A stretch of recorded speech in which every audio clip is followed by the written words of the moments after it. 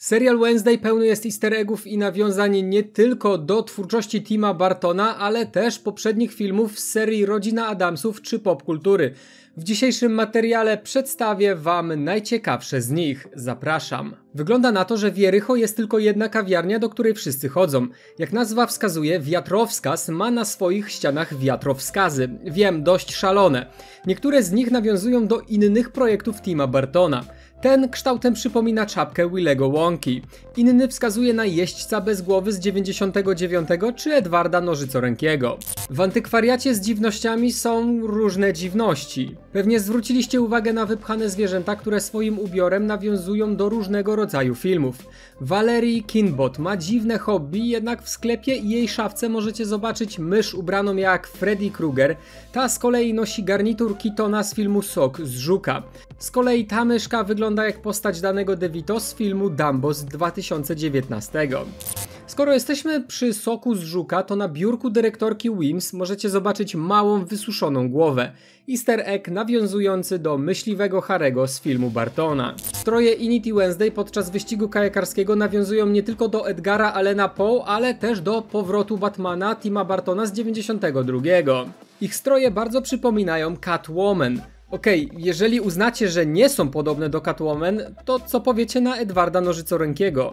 Kiedy Tyler zaprosił Wednesday na spotkanie, ta nie spodziewała się oglądać legalnej blondynki. Mój wzrok przykuło kartonowe czarno-białe opakowanie, które aż krzyczy sok z żuka. A teraz przechodzimy do nawiązań związanych z poprzednimi filmami o rodzinie Addamsów.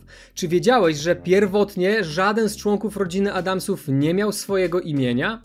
Charles Addams wymyślił imię Wednesday zainspirowany rymowanką dla dzieci z 1838. Poniedziałkowe dziecko ma piękną twarz. Wtorkowe dziecko jest pełne łaski. Środowe dziecko jest pełne nieszczęścia, stąd imię Wednesday. Czwartkowe dziecko ma przed sobą długą drogę, piątkowe dziecko kocha i daje, sobotnie dziecko ciężko pracuje na swoje utrzymanie. I dziecko, które się narodzi w dzień szabatu, jest miłe i beztroskie i dobre i wesołe. Jeżeli oglądaliście Rodzinę Addamsów z 91 lub 93, to pewnie postać Merlin Thornhill wydawała wam się znajoma. Thornhill zagrała Christina Ricci. Nadal nic? Ricci grała poprzednią wersję Wednesday Addams. Mały włos i nie zobaczylibyśmy Christiny w serialu, ponieważ ta zastąpiła Torę Birch tuż przed zakończeniem zdjęć. Jest to pierwszy projekt dotyczący Addamsów, w którym widzimy dwie wersje tej samej postaci grane przez dwie aktorki. Jestem pewny, że nie zauważyliście tego w czwartym odcinku. Szeryf Galpin pyta Wednesday mniej więcej, dlaczego ty i gang Scooby-Doo nie odrobicie zadania domowego i nie zostawicie dochodzenia profesjonalistom. Jest to nawiązanie do animacji Scooby-Doo z 1972. W odcinku zatytułowanym Wednesday zaginęła, Scooby i przyjaciele muszą rozwiązać zagadkę zaginięcia Wednesday, zanim Gomez i Morticia wrócą z miesiąca miodowego. W jednym z odcinków widzimy wspomnienia poprzednich urodzin Wednesday. Jedną z zabaw było zniszczenie piniaty, w której są pająki. Następnie te średnio przekonywujące pająki stworzone za pomocą komputera wchodzą na Wednesday. W serialu z 64 dziewczynka miała zwierzaka pająka, którego nazwała Homer. Niestety w serialu Netflixa nie widzieliśmy jej pająka, ale za to poznaliśmy historię skorpiona Nero. W serialu istnieje sekretne stowarzyszenie, które ma bardzo ciekawy znak rozpoznawczy. Dwa pstryknięcia, które nawiązują do jednego z najbardziej ikonicznych motywów filmowych.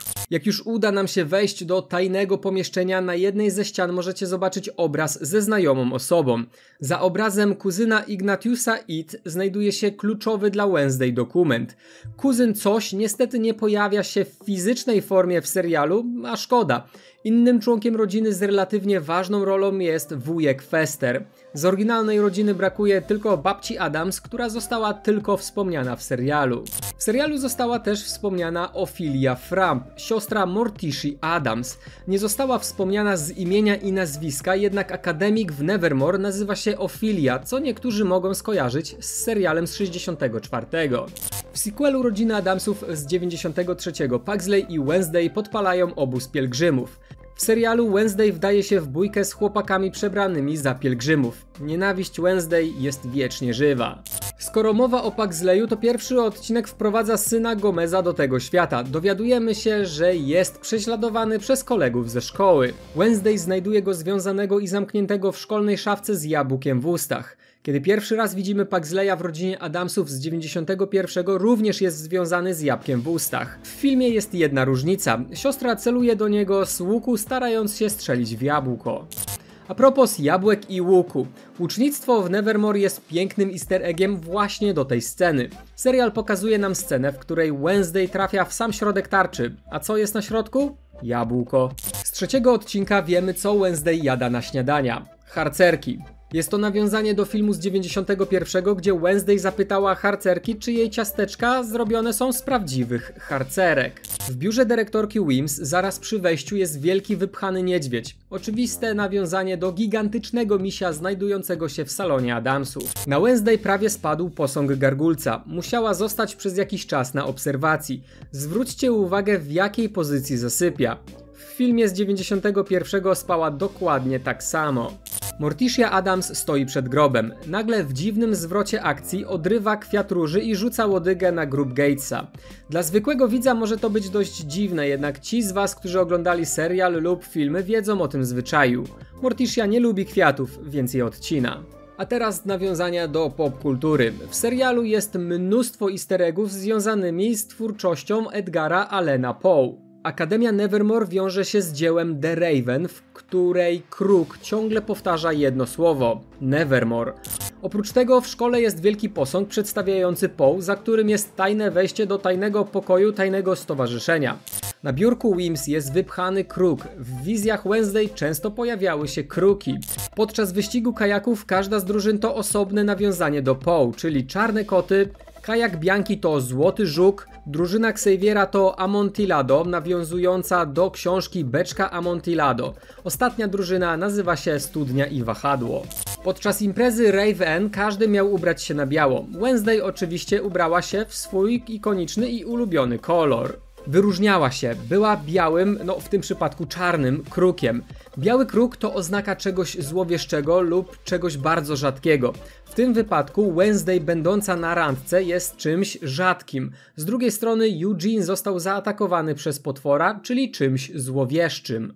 Jakby tego było mało, podczas imprezy wszystkich spryskano czerwoną farbą. Jest to nawiązanie do filmu Carrie, gdzie wydarzyła się podobna scena.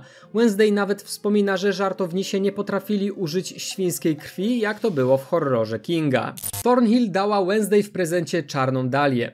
Jest to powiązane z makabrycznym morderstwem Elizabeth Short z 1947. Taki przydomek zyskała dzięki bujnej fryzurze. Merlin mogła dać jej każdy inny kwiat, jednak wybrała czarną dalię, co może wskazywać na jej przyszłe występki. Kiedy Wednesday idzie do terapeuty, na szybie sklepu możecie zobaczyć kilka nazwisk. Oczywiście są to nazwiska twórców serialu Miles Miller i Alfred Gough. Harper i Testa to producenci serialu. W jednym z odcinków Thornhill podarowała Wednesday książkę, która zwiastowała przyszłe wydarzenia. Książka to Frankenstein Mary Shelley, która opowiada o potwornym eksperymencie doktora Frankensteina. W książce doktor wskrzesił za pomocą prądu potwora, zupełnie tak jak Thornhill. Wykorzystała skradzione części ciała, aby wskrzesić swojego przodka. W wiosce pielgrzymów w głównym budynku jest wielki obraz Crackstone'a, który przykuł uwagę Wednesday.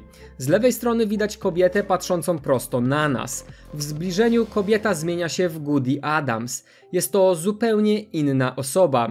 Czy to może być błąd? Raczej nie sądzę, myślę, że to było zamierzone. Gomez został aresztowany. W scenie rozmowy z córką nosi więzienny strój. Jego identyfikator to 171912, czyli urodziny Charlesa Addamsa, twórcy rodziny Addamsów. 7 stycznia 1912. Na końcu pierwszego odcinka Wednesday złowieszczo się uśmiecha. Jeżeli pomyśleliście, że gdzieś to już widzieliście, to macie rację. Jest to easter egg nawiązujący do filmu Hitchcocka Psychoza z 1960 i uśmiechu Normana Batesa. W komentarzach dajcie mi znać, czy znaleźliście jeszcze jakieś easter eggi nawiązujące do popkultury rodziny Addamsów lub Tima Burtona, o których nie wspomniałem. No i nie zapomnijcie ocenić materiału. Na razie.